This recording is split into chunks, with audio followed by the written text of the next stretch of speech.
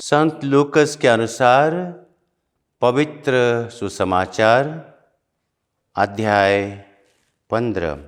यीशु का उपदेश सुनने के लिए नाकेदार और फरीसी उनके पास आया करते थे। फरीसी और शास्त्री यह कहते हुए भुनभुनाते थे, यह मनुष्य पापियों का स्वागत करता है और उनके साथ खाता पीता है। इस पर यीशु ने उनको यह दृष्टांत सुनाया,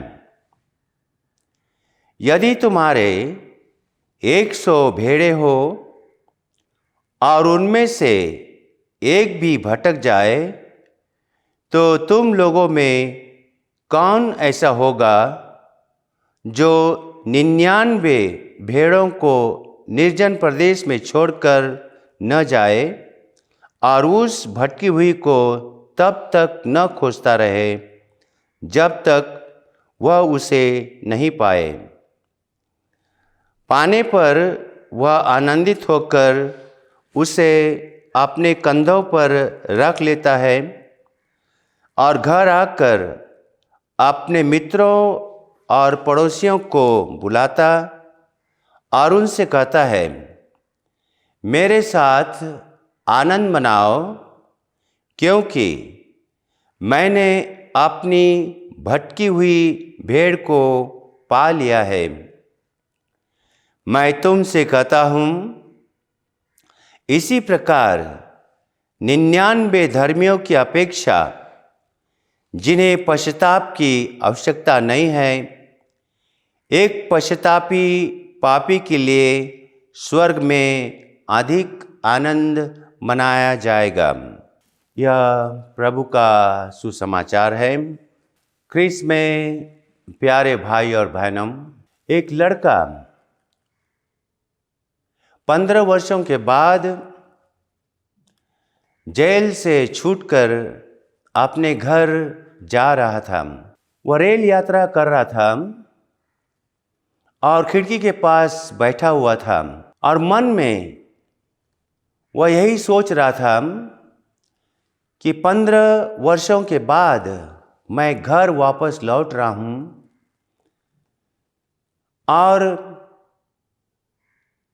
क्या मेरे माता पिता मुझे स्वीकार करेंगे या नहीं? क्या मेरे दोस्त लोग मुझे आज भी उसी तरह देखेंगे कि मैं एक अपराधी हूँ या एक पापी हूँ? वो यह भी सोचने लगा कि इतने सालों के बाद मैं लौट रहा हूँ तो मैं अपना जीवन कैसे व्यतीत करूँगा। और इस प्रकार से वह यात्रा कर रहा था। दूसरा व्यक्ति उसे देखकर चिंतित देखते हुए उससे पूछता है, आप अपनी इस चिंता में क्यों डूबे हुए हो? और वो लड़का अपने बारे में ये सब कहता है, मुझे डर लग रहा है, मैं घर जा रहा हूँ, क्या मेरे माता पिता मुझे स्वीकार करेंगे या नहीं? उसने उससे कहा, मेरा घर आने वाला है और मैंने अपने घर वालों से संदेश भेजा है कि जब मैं घर आऊँगा और अपने घर के सामने से गुजरूँगा तो अगर घर के सामने जो पेड़ के ऊपर अगर मैं एक लाल झंडी देखता हूँ तो उसको देखकर मैं समझ जाऊँगा कि आप लोग मुझे स्वीकार करने को तैयार हैं, परंतु मुझे उस पेड़ को देखने के लिए डर लग रहा है। और वह व्यक्ति इस प्रकार से बातें करते हुए उसकी घटना को सुनता है और वो व्यक्ति उससे कहता है कि तुम्हें इस बात का कोई चिंता न करने की कोई ज़रूरत नहीं है। मैं देखता हूँ कि तुम्हारे घर के सामने उस पेड़ पर झंडी लगी या नहीं। और जैसे ही वो वहाँ से पार होते हैं, व्यक्ति चिल्लाता है और कहता है, देखो वहाँ पर उस पेड़ पर एक ही झंडी नहीं परंतु पूरा पेड़ सजा हुआ है बत्तियों से और झंडियों से। इसका मतलब आपका स्वागत है। ख्रीस्त में प्यारे भाई और बहनों, आज के सुसमाचार और पहले पाठ के अनुसार हम यही देखते हैं कि लेखक ईश्वर के दयालुता और करुणामय चरित्र का वर्णन करता है। ईश्वर हमेशा मनुष्य की खोज में लगा रहता है, परंतु मनुष्य ही एक ऐसा प्राणी है जो ईश्वर से दूर रहना चाहता है अपने दुराचरणों के कारण। फिर भी ईश्वर दयालु है, कृपालु है और वह अपनी दया उन सबों के ऊपर दिखाना चाहता है जो उसकी इस कृपा को स्वीकार करना चाहते हैं।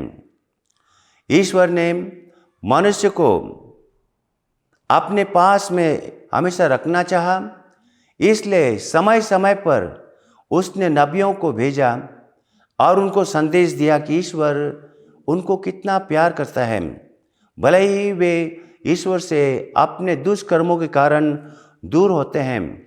ईश्वर ने मनुष्य को कितना प्यार किया, संभाला और उनकी देखभाल की और नबियों को भेजा और अंत में वह अपने पुत्र को भेजता है ताकि जो लोग ईश्वर से दूर हो चुके हैं वे लोग ईश्वर के पास पहुँचे और उसकी इस दयामय और कृपालु प्रेम का अनुभव करें।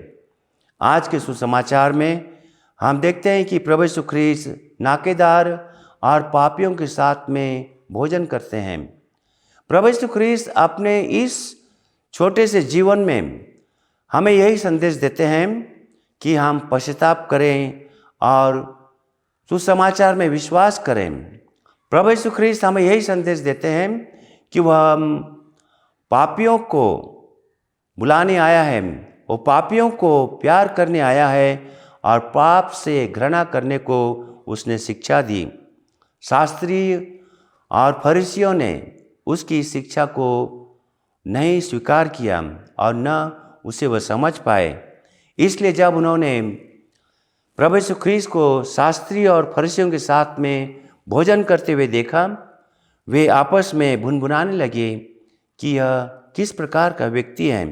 अगर यह ईश्वर का पुत्र है तो वह क्यों पापियों और नाकेदारों के साथ में बैठता उठता है। इस सब को जानकर प्रभु यीशु ख्रीस्त ने उन्हें यह दृष्टांत सुनाया कि अगर कोई मनुष्य की 100 भेड़ें हो और उसमें से एक भी खो जाए तो वह उसे ढूंढने निकलता है और वो पाता है और आनंदित होता है और अपने पड़ोसियों और दोस्तों को बुलाकर उनके साथ में आनंद मनाता है। उसी प्रकार प्रभु यीशु ख्रीस्त खोए हुए सिक्के का भी उदाहरण देते हैं और साथ में खोए हुए पुत्र का उदाहरण देते हैं और उसमें एक साधारण मनुष्य की खुशी और आनंद का वर्णन करते हैं। उसी प्रकार अगर एक मनुष्य अपने दुष्कर्मों को छोड़कर अपने दुराचरणों को त्याग कर वह ईश्वर के मार्गों को स्वीकार करता है तो उसके लिए भी उसी प्रकार स्वर्ग में आनंद मनाया जाएगा।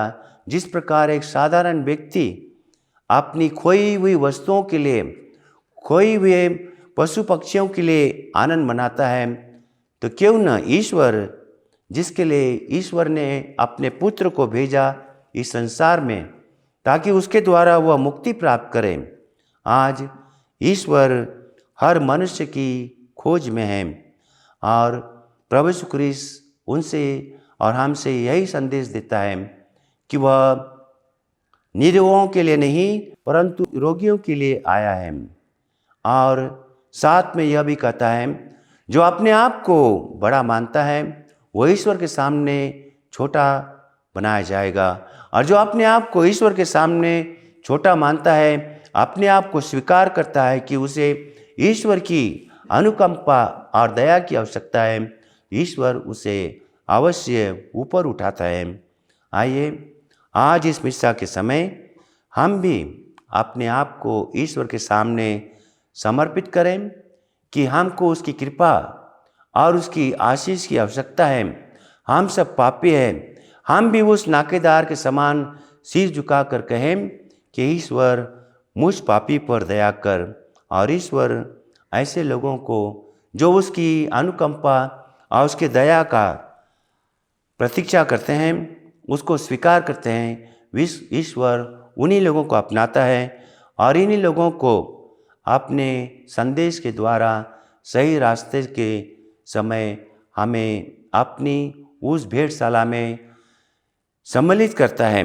संत पापा फ्रांसिस हमें आज के युग में कहता है कि हम सब ईश्वर के शिष्य होने के नाते ईश्वर की अनुकंपा और उसकी कृपा का सुसमाचार का प्रचार करें, ताकि सब लोग ईश्वर की कृपा का अनुभव करें। आमीन।